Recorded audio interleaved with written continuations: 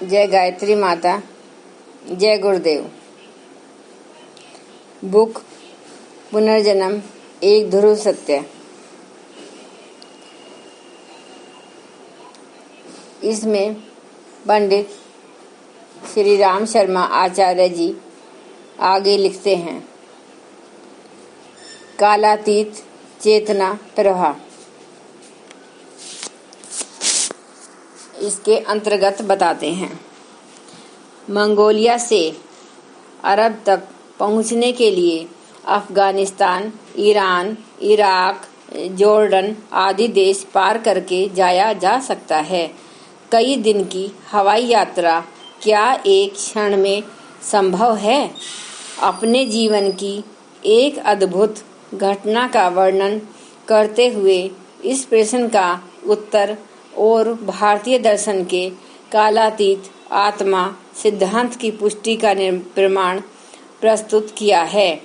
अरब के सुप्रसिद्ध दार्शनिक और योगी श्री सुग अल जाहिर ने श्री जहीर योग की उच्च भूमिका में प्रवेश के इच्छुक थे। तब वे एक गृहस्थ का जीवन जी रहे थे। सांसारिक सुखोपभोग के बीच कभी कभी वे अपनी वृद्धावस्था और मृत्यु की कल्पना करते तो चित्त डोल जाता, वैराग्य उत्पन्न होता और वे सोचने लगते, क्या शरीर के अंतिम सत्य के दर्शन नहीं हो सकते? इस जिज्ञासा ने ही उन्हें बोध योगियों की शरण लेने और साधना जन्य जीवन जीने की प्रेरणा दी थी। तभी उन्होंने गृहस्थ का परित्याग कर दिया। एक लामा योगी को अपना मार्गदर्शक उन्होंने चुना और योगाभ्यास प्रारंभ कर दिया। उन्हीं दिनों की घटना है। श्री जहीर अपने गुरु और कुछ अन्य लामाओं के साथ वन विहार के लिए निकले थे।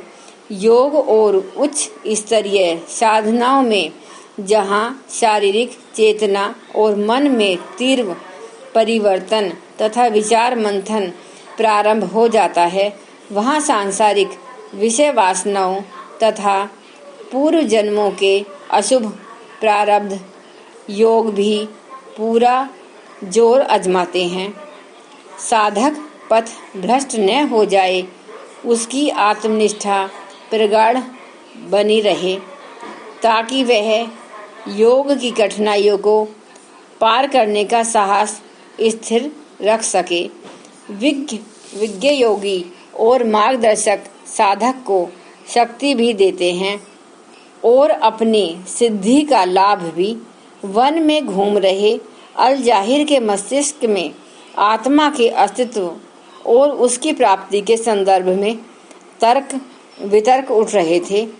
मन की बात जान लेने वाले सूक्ष्मदर्शी लामा गुरु ने उनके अंतःकरण को पढ़ा और पास में पड़े एक प्रस्तर खंड पर बैठते हुए उन्होंने कहा, तुम लोग थक गए होगे। वह देखो, वह रहा जल कुंड, वहां से पानी पीकर आ जाओ और थोड़ा विश्राम कर लो, तब चलेंगे। अल जाहिर और उन अन्य लामा जब तक लौटे, मार्गदर्शक लामा ने एक श्वेत पत्थर का तस्तरी नुमा टुकड़ा कहीं से प्राप्त कर लिया। श्री जहीर के वापस आते ही बोले, जो आत्मा सृष्टि के कण कण में व्याप्त है, वही विराट ब्रह्मांड में तुम चाहो तो कालातीत आत्मा की अनुभूति इसी पत्थर में ही कर सकते हो। सो कैसे? जिज्ञासु जहीर ने प्रश्न किया। लामा ने बताया, योगी में जब तक आत्मानुभूति की क्षमता का स्वतः विकास नहीं हो जाता, तब तक उसकी चेतना को सम्मोहित कर सुषुप्ति अवस्था में नहीं ले जाया जा सकता और उसके अनेक पिछले जन्मों का दृश्य का ज्ञान कराया जा सकता है। आत्मा चूंकि काल से अतीत है, इसलिए उसकी गहराई तक पहुंचकर स्वयं को आत्म स्वरूप में परिणित करना तो समय और साधना साध्य प्रक्रिया है, किंतु कुछ एक जन्मों की पूर्वाभास कराया जाना नितांत संभव है। लो, अब तुम इस पर पत्थर पर अपनी दृष्टि जमाना और मैं तुम्हें उसकी अनुभूति कराऊंगा। आगे पंडित श्री राम शर्मा आचार्य जी ने लिखा है, जहीर ने पत्थर में दृष्टि जमाते ही अनुभव किया कि उनकी ब्रह्म चेतना ज्ञान शून्य हो चली और अब वे धीरे धीरे प्रगाढ़ निद्रा की ओर बढ़ चले। अब जैसे कोई स्वप्न देखता है, स्वप्न में कुआं, बावड़ी, जानवर देखता है, वैसे ही श्री जहीर ने देखा कि एक अत्यंत तेजस्वी दिव्य आत्मा उनके सम्मुख खड़ी कह रही है, लो, अब तुम तैयार हो जाओ, मैं तुम्हें उस निविड़ की ओर ले चलता हूँ जहाँ सब कुछ आत्मा ही आत्मा, चेतना ही चेतना है, अचेतन और अनात्म कुछ भी नहीं है। श्री जहीर आगे लिखते हैं, अभी तक सामने घिरा अंधकार दूर हो गया और मुझे लगा कि मैं समय की सीमाओं को छोड़ता हुआ अपने भूतकाल की ओर बढ़ रहा हूँ। जैसे कल्पना के साथ विचार ही नहीं उठते, दृश्य भी मानस पटल पर बनते जाते हैं, उसी प्रकार भूतकाल के प्रवाह में विगत जीवन की स्मृतियां भी सजीव हो चली। मैंने देखा मैं पूर्व जन्म में एक सामान्य व्यक्ति था और भौतिक आकर्षणों से घिरा जीवन जीकर नष्ट हो गया। उससे भी पूर्व लगता था कि मैं कोई पक्षी रहा हूँ हवा में उड़ने और पृथ्वी के ऊपर विचरण के वह दृश्य कभी सांस को तेज कर देते, कभी मध्यम, और मैं अपने विचारों की धड़कन भी स्पष्ट सुन रहा था। अतीन्द्रिय अवस्था में विचार ही वाणी का काम करते हैं। अब मैंने आपके 4 जन्म पूर्व के जीवन के 62वें वर्ष में प्रवेश किया। रेल में बैठा यात्री जिस प्रकार रेलवे लाइन के किनारे किनारे के दृश्य देखता है, वृक्ष, मकान, दुकानें, खेत, नहरें, वैसे ही आत्मचेतना के प्रवाह में अतीत दृष्टिगोचर होता चल रहा था। प्रभावी दृश्यों की तरह उस समय की प्रभावी अनुभूतियां आज भी भूलती नहीं। मैं तब काली आंखों वाला एक योगी था और मैंने देखा कि मेरा मठ भी यही मंगोलिया में ही था जहां उन दिनों में विचरण कर रहा हूँ।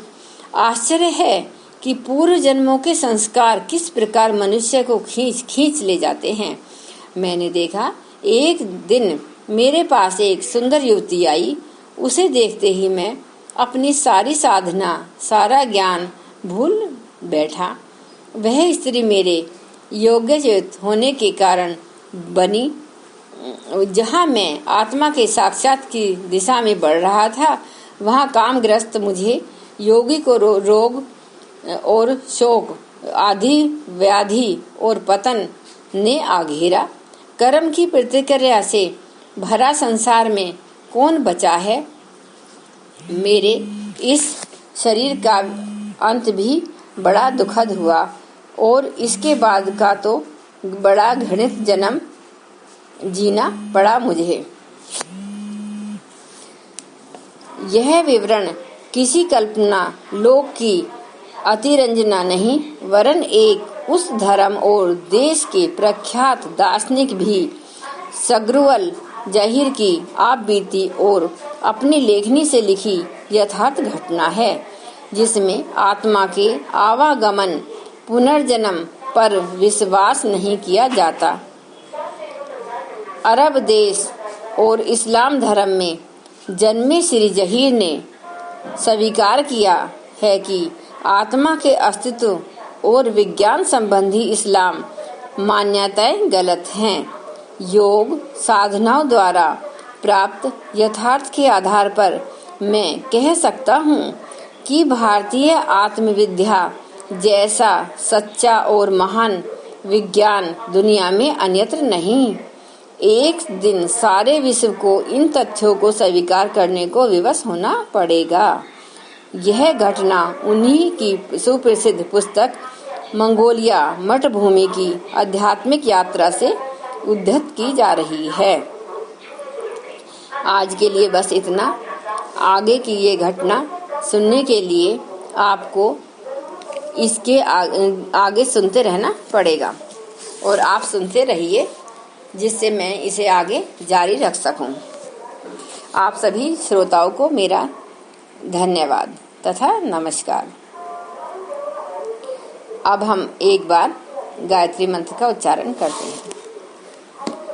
ओम भूर्भुवः स्वः तत्सवितुर्वरेण्यं भर्गो देवस्य धीमहि धियो यो न प्रचोदयात्।